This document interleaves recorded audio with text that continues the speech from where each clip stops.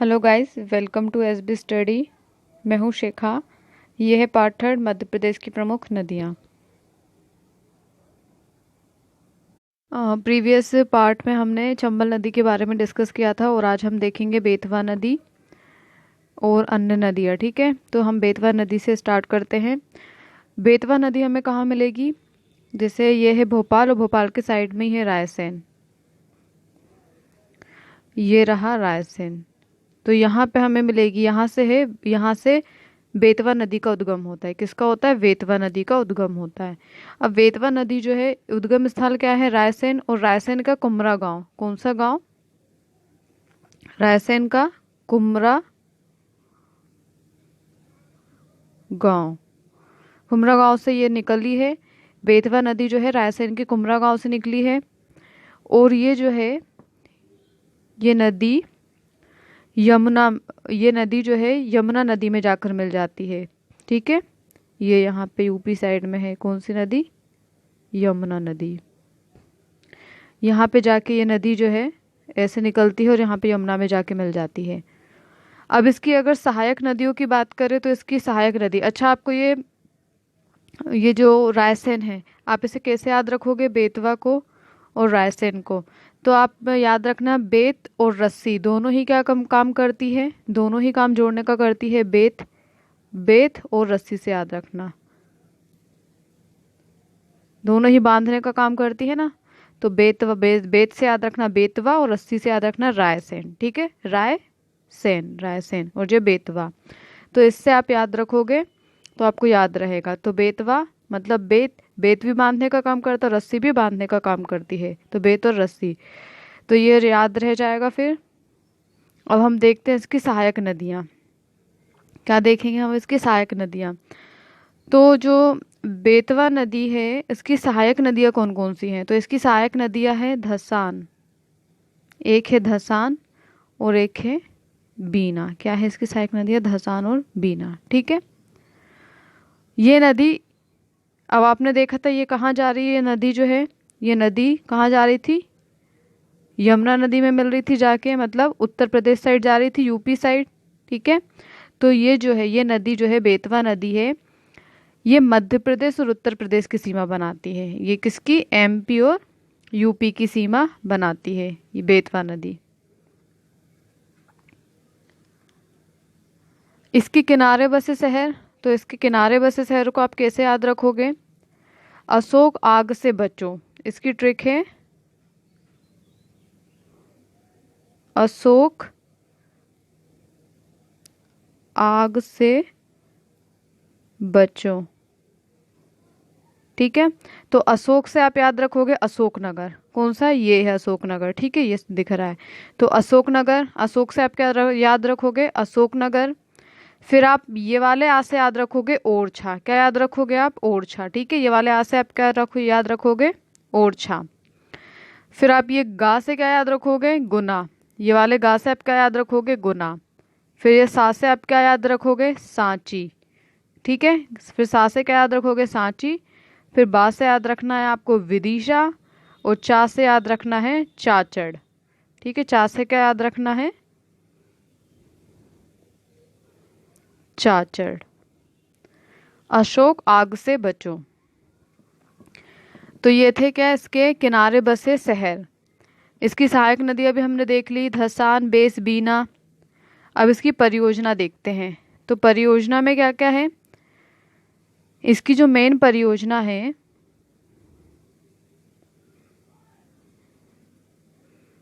इसकी मेन परियोजना माता टीला बांध। क्या है? माता टीला बांध पे महारानी लक्ष्मीबाई सागर परियोजना चल रही है। कौन से बांध पे? माता टीला बांध। कौन सी परियोजना चल रही है इस पे? महारानी लक्ष्मीबाई सागर परियोजना। कौन सी? महारानी लक्ष्मीबाई सागर परियोजना।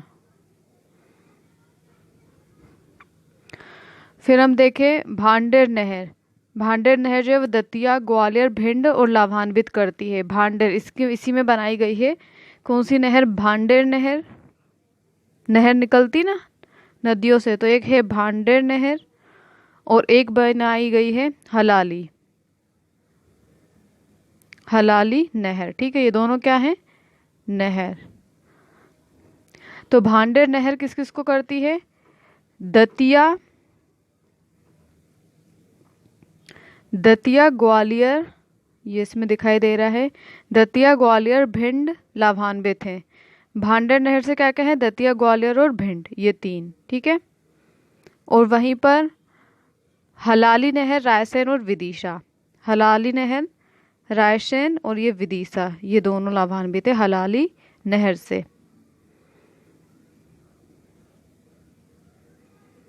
बेतवा नदी मध्य प्रदेश की 5वीं सबसे बड़ी नदी है। कौन सी? 5वीं सबसे बड़ी नदी है।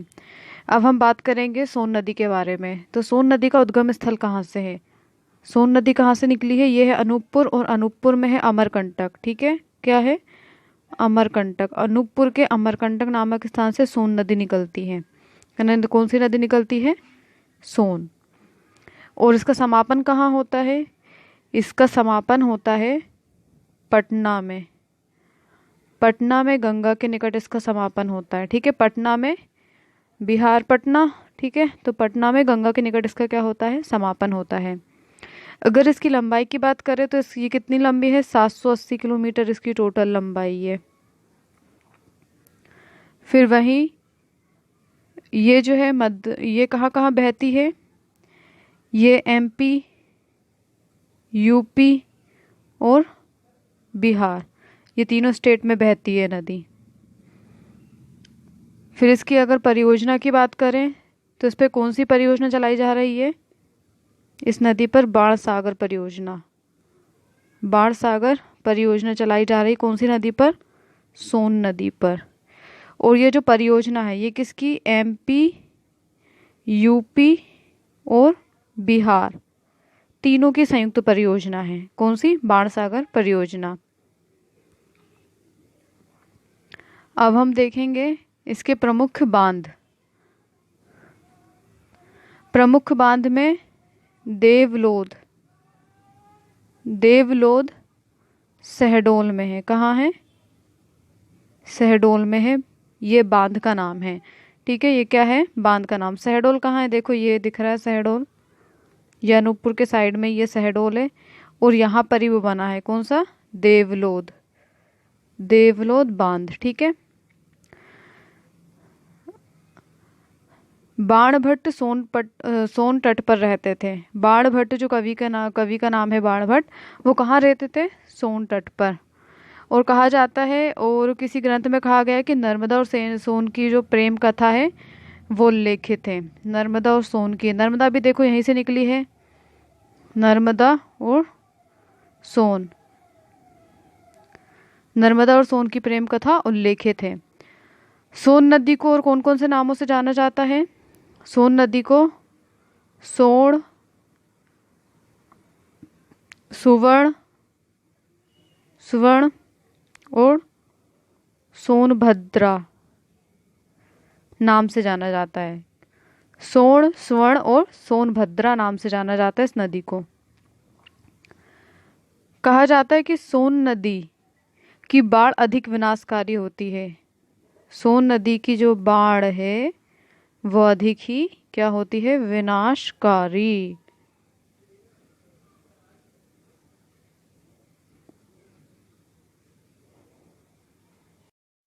अब हम क्षिप्रा नदी के बारे में जानेंगे। तो क्षिप्रा नदी का उद्गम स्थल कहाँ से है? ये निकली है इंदौर के निकट काकरी बड़गी पहाड़ी से। इंदौर कहाँ है? ये है इंदौर, और यहीं से निकली है क्षिप्रा नदी। ठीक है, तो ये कहाँ से निकली है? काकरी बड़ी पहाड़ी से निकली है। कौन सी? क्षिप्रा नदी। अब अगर इसकी लंबाई की बात कहें तो इसकी लंबाई कितनी है? इसकी 195 किलोमीटर इसकी लंबाई है क्षिप्रा नदी की। फिर ये कहाँ कहाँ से होकर जाती है? ये जो नदी है ये उज्जैन, रतलाम, मंदसौर, ये इंदौर से निकलकर उज्जैन, रतलाम, मंदसौर होती हुई चंबल नदी में मिल जाती है। कहाँ मिल जाती है? चंबल नदी में। ठीक है, अगर कोई पूछे कि क्षिप्रा नदी के किनारे कौन सा शहर बसा है, तो उज्जैन। कौन सा शहर बसा है इसके किनारे? उज्जैन। अब इसकी सहायक नदियों की बात कही जाए तो इसकी सहायक नदियाँ कौन कौन सी हैं? खान और गंभीर इसकी सहायक नदियाँ हैं। खान और गंभीर इसकी क्या है? सहायक नदियाँ। ठीक है। फिर हम देखेंगे समुद्र मंथन के बाद 14 रत्नों का बंटवारा क्षिप्रा नदी में हुआ था। कहाँ हुआ था? समुद्र मंथन के बाद 14 रत्नों का बंटवारा जो है वो कहाँ हुआ था? क्षिप्रा नदी में। अब मालवा की गंगा किसे कहते हैं? तो मालवा की गंगा कही जाती है क्षिप्रा नदी। किसको कहते हैं? क्षिप्रा नदी को। देखो ये जो स्थान है, ये स्थान जो है ये मालवा क्षेत्र कहलाता है।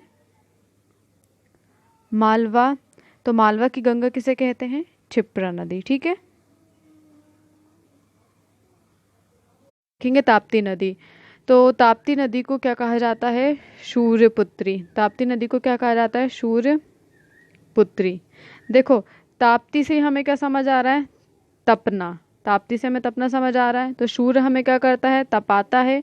और जब हम तप जाते हैं तो हमारे चेहरे पे बहुत क्या आ जाती है? टैनिंग आ जाती है। तो हम टैनिंग दूर करने के लिए उस पर क्या लगाते हैं? मुल्ताई। उस पर क्या लगाते हैं? अपने चेहरे पे मुल्ताई मिट्टी। ठीक है।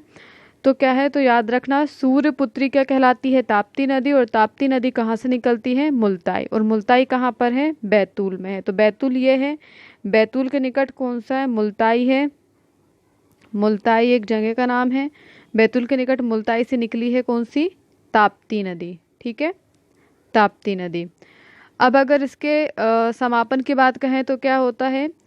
ये जो नदी है ये नर्मदा के समानांतर बहती है। ये कैसे बहती है? नर्मदा नदी देखो अनूपपुर से निकल रही थी और ऐसे ऐसे जा रही थी सीधे। तो ये नदी भी जो बैतूल से निकल के नर्मदा के समानांतर बहती है। ठीक है। नर्मदा के समानांतर बहती हुई ये मध्य प्रदेश की दक्षिणी सीमा का निर्धारण करती है। ये क्या करती है? मध्य प्रदेश की, देखो दक्षिण नीचे साइड आ रहा है ना, तो दक्षिणी सीमा का निर्धारण करती है ये नदी। कौन सी? ताप्ती नदी। और दक्षिणी सीमा का निर्धारण करते हुए ये सूरत के निकट खंबात की खाड़ी में गिरती है। कहाँ गिरती है? ये सूरत के निकट खंबात की खाड़ी में।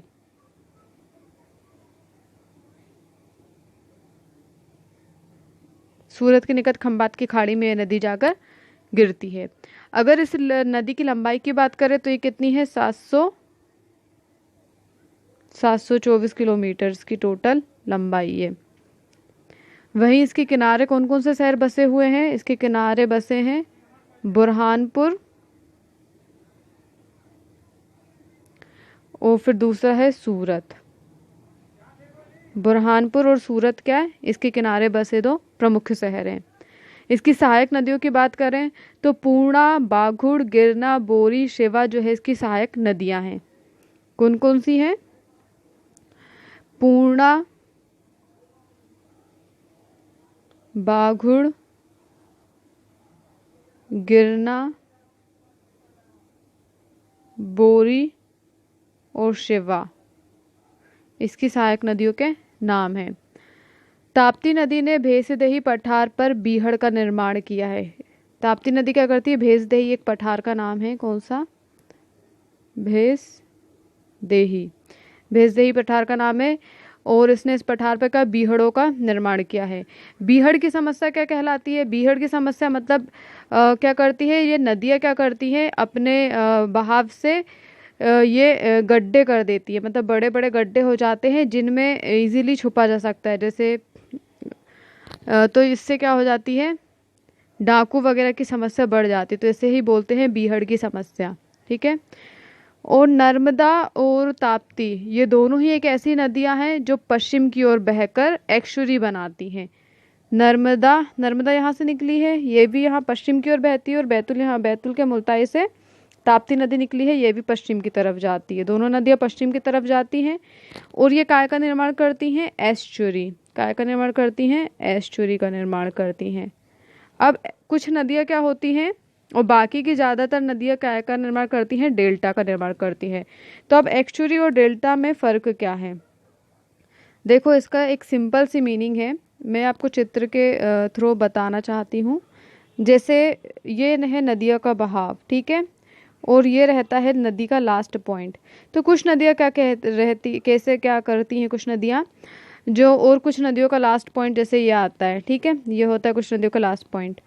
तो कुछ नदियाँ काफ़ी ऊंचाई से गिरती हैं, तो उसमें से नर्मदा और ताप्ती, ये दो ऐसी नदियां हैं जो ऊंचाई से जब गिरती हैं तो ये सीधे ऐसे गिरती है, इनके मार्ग में कोई अवरोध नहीं आता, कोई अवसाद पैदा नहीं होता इनके मार्ग में, जिसके कारण ये नदियां क्या सीधे ही गिर जाती हैं तेज रफ्तार से और समुद्र में मिल जाती हैं। काय में मिल जाती है? समुद्र में मिल जाती हैं।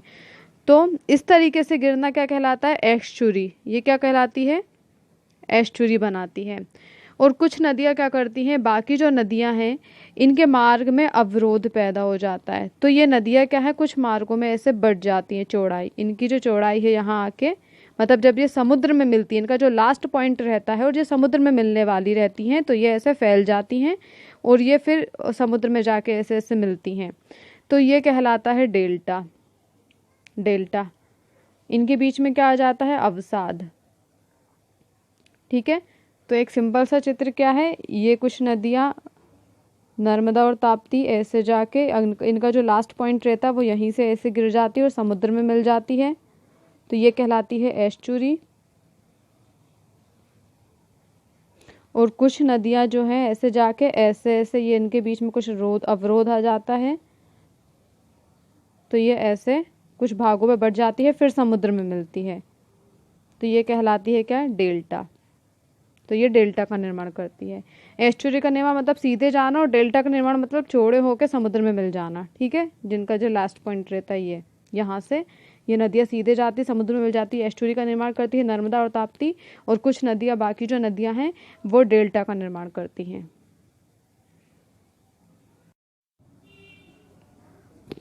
अगर आपको मेरा वीडियो पसंद आता है तो प्लीज़ मेरे चैनल को लाइक कीजिएगा और सब्सक्राइब कीजिएगा और इसे अपने दोस्तों के साथ शेयर करना ना भूलिएगा। Thanks for watching.